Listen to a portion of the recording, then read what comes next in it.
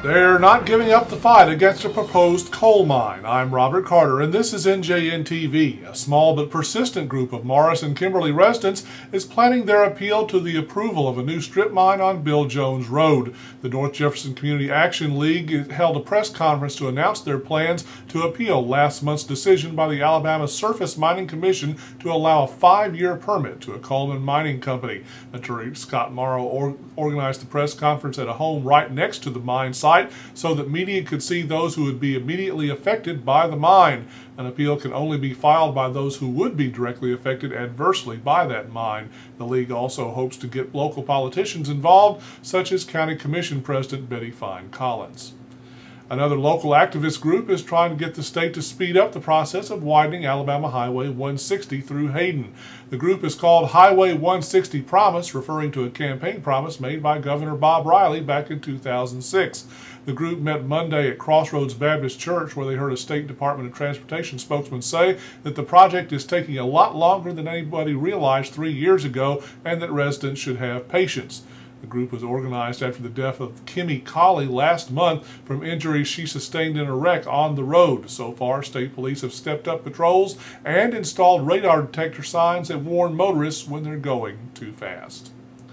Gardendale has passed its new city budget. Mayor Othell Phillips says the budget's around $800,000 less than it was last year, or rather than it was this year, but that residents should not expect to see any noticeable decrease in services. The budget projects revenues of $11.2 million, with expenditures just slightly under that amount.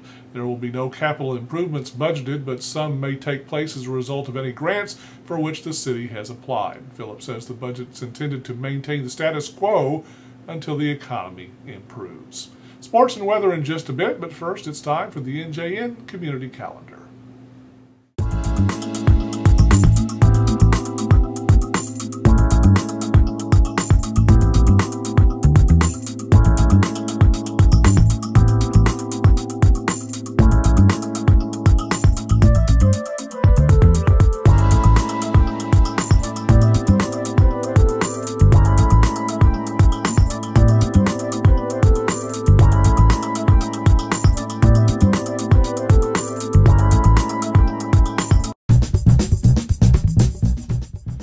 In sports, it's time to put up the pads and helmets unless you play for the Fultondale Wildcats. They're the only local team to make it to the postseason, but they have to travel all the way down to Goshen for the first round of play on Friday. That's only 10 miles away from Troy, or about 160 miles away from home. The Wildcats face an Eagles team that mirrors them in many respects, including 2 running backs who each gained more than 1,000 yards this season. Should the Cats win, they will likely play at home next week.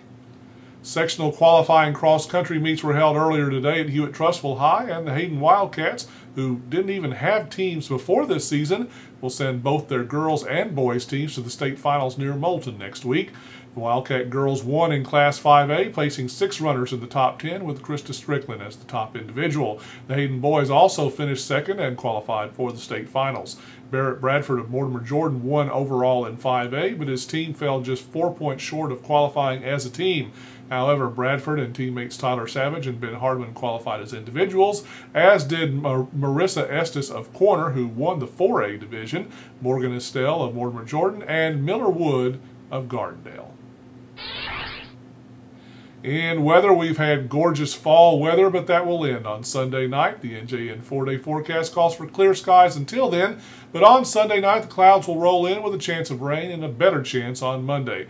Highs will be in the low 70s with nighttime lows in the 40s, increasing to near 60 as that front rolls in. We'll clear out again on Wednesday. Coming up in Saturday's edition, a new deer processing facility opens in Morris. Gardendale's First Baptist Church honors local veterans, and in sports we'll recap Fultondale's first-round football playoff game. All that and more in Saturday's edition of the North Jefferson News.